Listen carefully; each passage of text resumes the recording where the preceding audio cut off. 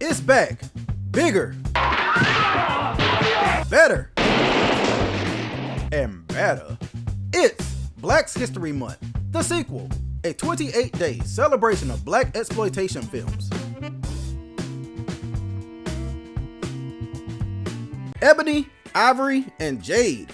And no, I'm not talking about porn categories. Where do I even start with Ebony, Ivory, and Jade?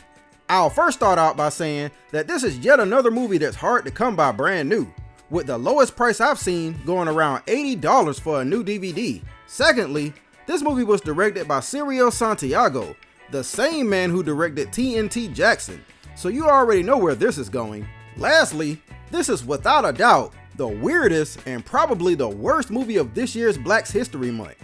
Yes, even worse than the Black Six. Ebony, Ivory, and Jade is kind of a women in prison and women in chains hybrid movie, evidenced by the fact that the first American title for the movie was She Devils in Chains, and it's another one of those films that were made for cheap in the Philippines. The plot goes like this: 5 Olympic female runners get kidnapped by terrorists in Hong Kong, mirroring the 1972 Olympic hostage situation, and it's up to the 5 runners to fight their way out of the situation.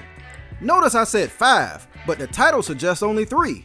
That's because this film was marketed under several other names, including American Beauty Hostages, Foxfire, and Fox Force. That last one may sound familiar to you if you're a Tarantino or a Pulp Fiction fan, because this film was the inspiration for the Fox Force 5 pilot that Uma Thurman's character Mia was a part of. Eventually, circumstances do narrow the 5 girls down to just a trio, and even from the beginning of the movie, it does primarily focus on Pam, played by Roseanne Caton, obviously Ebony, and conveniently very proficient in karate, Ginger, played by Colleen Camp, obviously Ivory, and unsurprisingly, a spoiled rich kid, and Jackie, played by Christy Mayuga, obviously Jade, and here for the balance, I guess. You would think this would be an easy layup for a Charlie's Angels or 3 the Hard Way type movie, right? Wrong. Because Ebony, Ivory, and Jade spend way more time locked up than they do kicking ass. They get an advantage for a few seconds, then they're locked up again. Exploit a flaw in the security for a few minutes, then they're locked up again.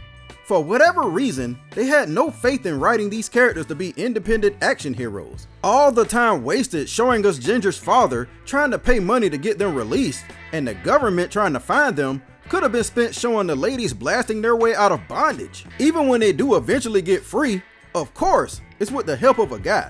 And by that point, it's only about 18 minutes left. Jeez. In a way, it kind of makes sense why the name kept changing. Because how do you market a movie that's not really an action movie about 3 to 5 badass females, but also not really a women in prison film, but also not really a sports film either, or even a black film? Easy. Just keep changing what it is based on your audience and let them find out the hard way that it's nothing like what they expected. If I can say some nice things about the film, it's that the fighting is decent, the actors also went on to have very good careers, and plus, it inadvertently led to that classic joke scene in Pulp Fiction. Do you want to hear my Fox Force 5 joke? 3 tomatoes are walking down the street. Papa tomato, mama tomato, and baby tomato. Baby tomato starts lagging behind, and Papa tomato gets really angry.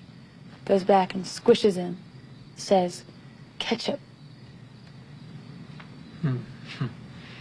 Thanks at least for that, Ebony, Ivory, and Jade, but y'all deserve better.